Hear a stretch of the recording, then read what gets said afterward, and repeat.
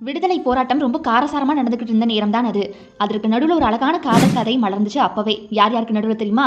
மகாத்மா காந்தி அவர்களுடைய மகனுக்கும் ராஜாஜி அவர்களுடைய மகளுக்கும் இடையில தான் அந்த கதையே மலர்ந்துச்சு. தேவதாஸ் மோகன்தாஸ் காந்தி யார் தெரியுமா? இந்திய தேசத்துடைய தந்தைன்னு சொல்லக்கூடிய போற்றப்படக்கூடிய மகாத்மா காந்திக்கு பிறந்த 4 பிள்ளைகள்ல கடைக்குட்டி தான் இவர். பிரிட்டிஷ் காலனியுடைய ஆட்சிக்கு கீழே இருந்த தென்கிழக்கு ஆப்பிரிக்காவில் பிறந்த தேவதாஸ் காந்தி தன்னுடைய பெற்றோரோட இந்தியா வந்தபோது வளர்ந்த இளம் ஆண்மகனாக இருந்தார். அப்ப எல்லா பக்கமும் விடுதலை போராட்டத்தை தான் கொழுந்துவிட்டு எரிஞ்சிட்டு இருந்துச்சு. தன்னுடைய தந்தை முன்னெடுத்த விடுதலை போராட்டங்கள்ல முனைப்போட கலந்துகிட்ட தேவதாஸ் காந்தி நிறைய நாட்களை சிறையில தான் கழிச்சாருன்னு சொல்லலாம். அதெல்லாம் விட காந்தி அவர்களுக்கும் ராஜாஜி அவர்களுக்கும் இடையே ஒரு உன்னதமான நட்புறவு நிலவிக்கிட்டே இருந்துச்சு அந்த காலகட்டத்தில். காந்தி இந்திய சுதந்திர போராட்டத்தில் பங்கெடுத்துக்கிட்டதுக்கு அப்புறமா 1919 காங்கிரஸ்ல சேர்ந்து ராஜாஜி காந்தியுடைய ஒத்துழைப்பு அமை இயக்கத்தில் இணைஞ்சாரு.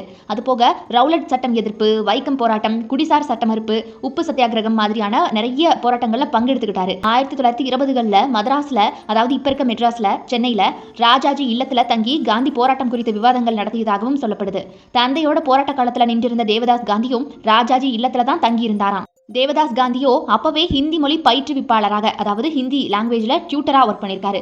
ராஜாஜி அவருடைய வட்டத்தில் இருந்த நபர்களுக்கு ஹிந்தி மொழி கற்பிப்பதில் தேவதாஸ் பெரும் பங்காற்றி இருக்காரு.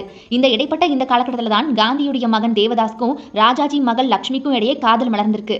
முறையாக இவர்கள் 2 பேருமே தங்களுடைய பெற்றோர்கிட்ட தங்களுடைய காதலை தெரிவிச்சதுக்கு அப்புறமா தங்களுக்கு திருமணம் செய்து வைக்கணும் அப்படின்னு அவங்க தெரிவிச்சிருக்காங்க. ஆனா பாருங்க, இவங்களுடைய காதல் தங்களுடைய நட்புறவையும் போராட்ட களத்தையும் கண்டிப்பா பாதிச்சிரும் அப்படின்னு நினைச்சிருக்காங்க. அச்சம் கொண்டிருக்காங்க ராஜாஜி அவர்களும் காந்தி அவர்களும்.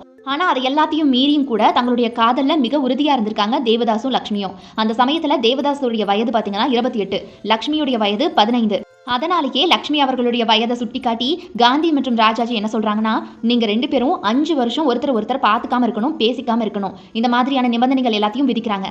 இது இவங்களுடைய காதலை சீக்கிரமா மறக்கடிச்சிரும், இளம் பருவம் தானே, கண்டிப்பா ஒருத்தர் மறந்துடுவாங்க அப்படின்னு நம்பியிருக்காங்க ராஜாஜி அவர்களும் காந்தி அவர்களும். அதற்கப்புறமா பெற்றோர் விதித்த நிபந்தனையின்படி 5 ஆண்டுகள் எந்த விதமான தொடர்புமே இல்லாம தங்களுடைய காதலை காத்து நின்று இருக்காங்க அந்த காலகட்டத்தில். அந்த காதல் ஜோடியுடைய அந்த காதல் போராட்டத்தை பார்த்த காந்தி அவர்களும் ராஜாஜி அவர்களுமே வியந்து போயிருக்காங்க.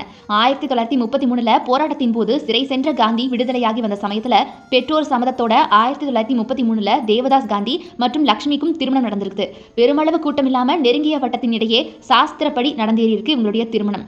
இவங்களுக்கு ராஜ்மோகன் காந்தி, கோபால் கிருஷ்ணா காந்தி, ராமச்சந்திரா காந்தி, தாரா காந்தின்னு சொல்லிட்டு 4 குழந்தைகள் பிறந்திருக்காங்க.